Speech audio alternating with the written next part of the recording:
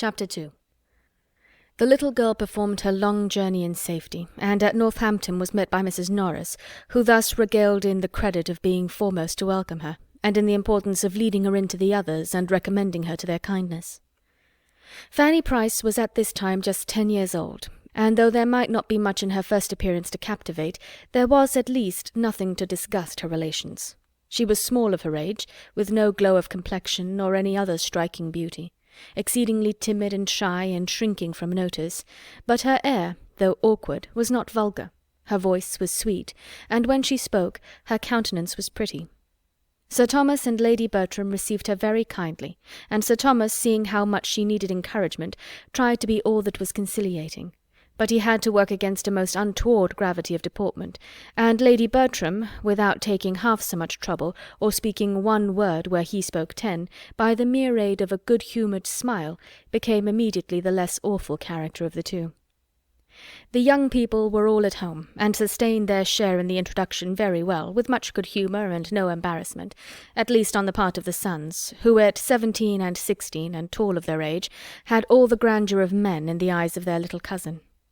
The two girls were more at a loss, from being younger and in greater awe of their father, who addressed them on the occasion with rather an injudicious particularity. But they were too much used to company and praise to have anything like natural shyness, and their confidence increasing from their cousin's total want of it, they were soon able to take a full survey of her face and her frock in easy indifference. They were a remarkably fine family, the sons very well-looking, the daughters decidedly handsome, and all of them well-grown and forward of their age, which produced as striking a difference between the cousins in person as education had given to their address, and no one would have supposed the girls so nearly of an age as they really were. There was, in fact, but 2 years between the youngest and Fanny. Julia Bertram was only 12, and Maria but a year older. The little visitor, meanwhile, was as unhappy as possible. Afraid of everybody, ashamed of herself, and longing for the home she had left, she knew not how to look up, and could scarcely speak to be heard or without crying. Mrs. Norris had been talking to her the whole way from Northampton of her wonderful good fortune, and the extraordinary degree of gratitude and good behaviour which it ought to produce, and her consciousness of misery was therefore increased by the idea of its being a wicked thing for her not to be happy. The fatigue, too, of so long a journey became soon no trifling evil.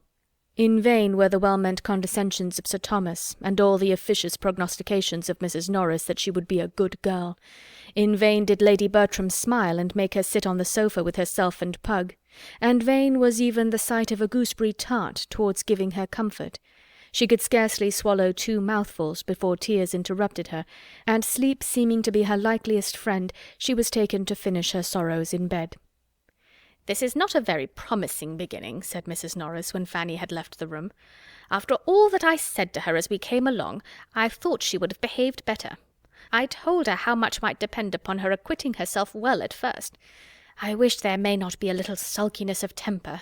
Her poor mother had a good deal. But we must make allowances for such a child, and I do not know that her being sorry to leave her home is really against her, for with all its faults it was her home, and she cannot as yet understand how much she has changed for the better. But then there is moderation in all things."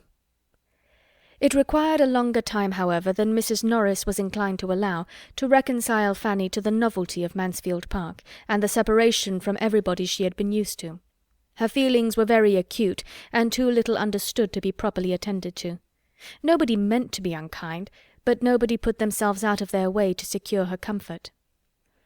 The holiday allowed to the Miss Bertrams the next day on purpose to afford leisure for getting acquainted with and entertaining their young cousin, produced little union. They could not but hold her cheap on finding that she had but 2 sashes and had never learnt French, and when they perceived her to be little struck with the duet they were so good as to play, they could do no more than make her a generous present of some of their least valued toys, and leave her to herself, while they adjourned to whatever might be their favourite holiday sport of the moment, making artificial flowers or wasting gold paper. Fanny, whether near or from her cousins, whether in the schoolroom, the drawing-room, or the shrubbery, was equally forlorn, finding something to fear in every person and place. She was disheartened by Lady Bertram's silence, awed by Sir Thomas's grave looks, and quite overcome by Mrs. Norris's admonitions. Her elder cousins mortified her by reflections on her size, and abashed her by noticing her shyness. Miss Lee wondered at her ignorance, and the maidservants sneered at her clothes. And when to these sorrows was added the idea of the brothers and sisters among whom she had always been important as playfellow, instructress, and nurse, the despondence that sunk her little heart was severe. The grandeur of the house astonished but could not console her. The rooms were too large for her to move in with ease. Whatever she touched she expected to injure, and she crept about in constant terror of something or other, often retreating towards her own chamber to cry. And the little girl who was spoken of in the drawing-room when she left it at night, as seeming so desirably sensible of her peculiar good fortune, ended every day's sorrows by sobbing herself to sleep. A week had passed in this way, and no suspicion of it conveyed by her quiet, passive manner, when she was found one morning by her cousin Edmund, the youngest of the sons, sitting crying on the attic stairs. "My dear little cousin," said he with all the gentleness of an excellent nature, "what can be the matter?" And sitting down by her, was at great pains to overcome her shame in being so surprised, and persuade her to speak openly. Was she ill? Or was anybody angry with her? Had she quarrelled with Maria and Julia? Or was she puzzled about anything in her lesson that he could explain? Did she, in short, want anything he could possibly get her, or do for her? For a long while no answer could be obtained beyond a "No, no, not at all, no, thank you." But he still persevered. And no sooner had he begun to revert to her own home than her increased sobs explained to him where the grievance lay. He tried to console her. "You are sorry to leave mamma, my dear little Fanny," said he, "which shows you to be a very good girl.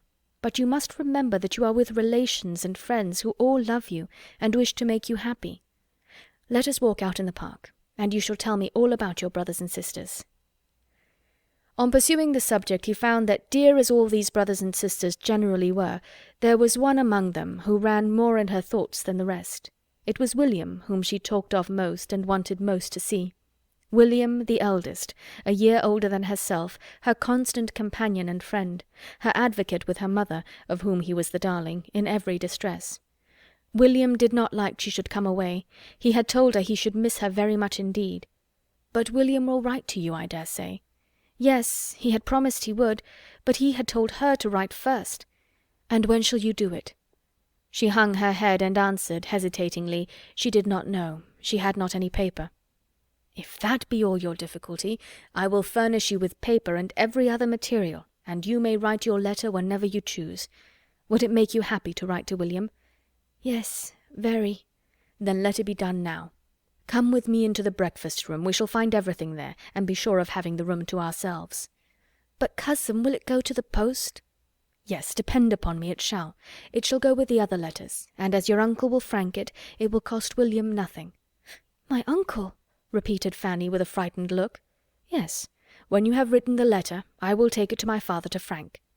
Fanny thought it a bold measure, but offered no further resistance, and they went together into the breakfast-room, where Edmund prepared her paper and ruled her lines with all the goodwill that her brother could himself have felt, and probably with somewhat more exactness.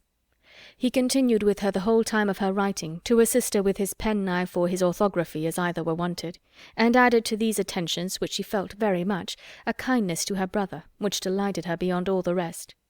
He wrote with his own hand his love to his cousin William, and sent him £half under the seal. Fanny's feelings on the occasion were such as she believed herself incapable of expressing, but her countenance and a few artless words fully conveyed all their gratitude and delight, and her cousin began to find her an interesting object. He talked to her more, and from all that she said was convinced of her having an affectionate heart, and a strong desire of doing right, and he could perceive her to be further entitled to attention by great sensibility of her situation and great timidity. He had never knowingly given her pain, but he now felt that she required more positive kindness, and with that view endeavoured, in the first place, to lessen her fears of them all, and gave her especially a great deal of good advice as to playing with Maria and Julia, and being as merry as possible. From this day Fanny grew more comfortable. She felt that she had a friend, and the kindness of her cousin Edmund gave her better spirits with everybody else. The place became less strange, and the people less formidable. And if there were some amongst them whom she could not cease to fear, she began at least to know their ways, and to catch the best manner of conforming to them. The little rusticities and awkwardnesses, which had at first made grievous inroads on the tranquillity of all, and not least of herself, necessarily wore away, and she was no longer materially afraid to appear before her uncle, nor did her Aunt Norris's voice make her start very much. To her cousins she became occasionally an acceptable companion. Though unworthy, from inferiority of age and strength, to be their constant associate, their pleasures and schemes were sometimes of a nature to make a third very useful, especially when that third was of an obliging, yielding temper, and they could not but own, when their aunt inquired into her faults, or their brother Edmund urged her claims to their kindness, that Fanny was good-natured enough. Edmund was uniformly kind himself, and she had nothing worse to endure on the part of Tom than that sort of merriment which a young man of 17 will always think fair with a child of 10. He was just entering into life, full of spirits, and with all the liberal dispositions of an eldest son, who feels born only for expense and enjoyment. His kindness to his little cousin was consistent with his situation and rights. He made her some very pretty presents, and laughed at her. As her appearance and spirits improved, Sir Thomas and Mrs. Norris thought with greater satisfaction of their benevolent plan, and it was pretty soon decided between them that, though far from clever, she showed a tractable disposition, and seemed likely to give them little trouble. A mean opinion of her abilities was not confined to them. Fanny could read, work, and write, but she had been taught nothing more, and as her cousins found her ignorant of many things with which they had been long familiar, they thought her prodigiously stupid, and for the first 2 or 3 weeks were continually bringing some fresh report of it into the drawing-room. "Dear mamma, only think, my cousin cannot put the map of Europe together," or "My cousin cannot tell the principal rivers in Russia," or "She never heard of Asia Minor," or "She does not know the difference between water-colours and crayons. How strange! Did you ever hear anything so stupid?" "My dear," their considerate aunt would reply, "it is very bad, but you must not expect everybody to be as forward and quick at learning as yourself." "But, aunt, she is really so very ignorant. Do you know, we asked her last night which way she would go to get to Ireland, and she said she should cross to the Isle of Wight. She thinks of nothing but the Isle of Wight, and she calls it the island, as if there were no other island in the world. I am sure I should have been ashamed of myself if I had not known better long before I was so old as she is. I cannot remember the time when I did not know a great deal that she has not the least notion of yet. How long ago is it, aunt, since we used to repeat the chronological order of the kings of England, with the dates of their accession, and most of the principal events of their reigns?" "Yes," added the other, "and of the Roman emperors as low as Severus, besides a great deal of the heathen mythology, and all the metals, semi-metals, planets, and distinguished philosophers." "Very true indeed, my dears, but you are blessed with wonderful memories, and your poor cousin has probably none at all. There is a vast deal of difference in memories as well as in everything else, and therefore you must make allowance for your cousin and pity her deficiency, and remember that if you are ever so forward and clever yourselves, you should always be modest, for much as you know already, there is a great deal more for you to learn." "Yes, I know there is till I am 17. But I must tell you another thing of Fanny, so odd and so stupid. Do you know, she says she does not want to learn either music or drawing." "To be sure, my dear, that is very stupid indeed, and shows a great want of genius and emulation.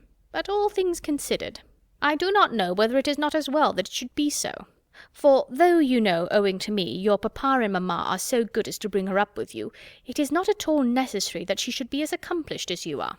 On the contrary, it is much more desirable that there should be a difference." Such were the counsels by which Mrs. Norris assisted to form her nieces' minds, and it is not very wonderful that with all their promising talents and early information they should be entirely deficient in the less common acquirements of self-knowledge, generosity, and humility. In everything but disposition they were admirably taught. Sir Thomas did not know what was wanting, because, though a truly anxious father, he was not outwardly affectionate, and the reserve of his manner repressed all the flow of their spirits before him. To the education of her daughters Lady Bertram paid not the slightest attention. She had not time for such cares.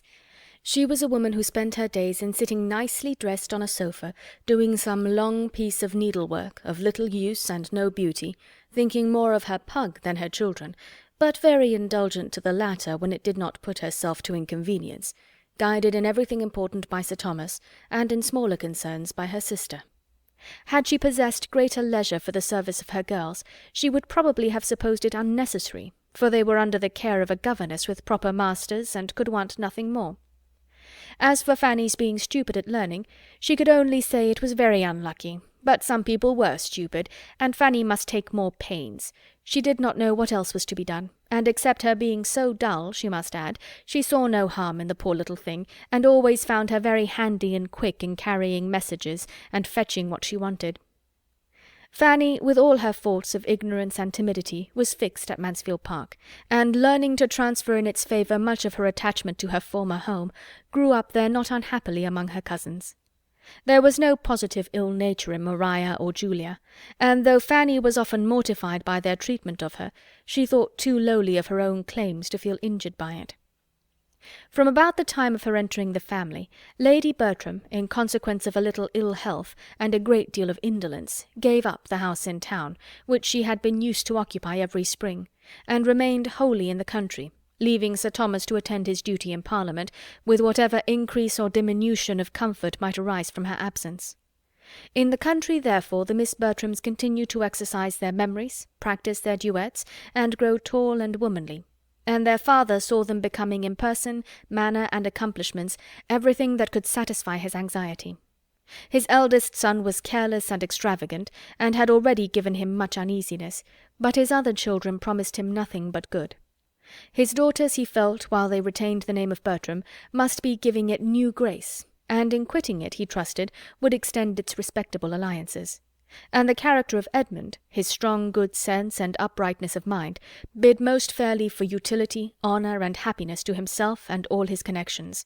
He was to be a clergyman. Amid the cares and the complacency which his own children suggested, Sir Thomas did not forget to do what he could for the children of Mrs. Price.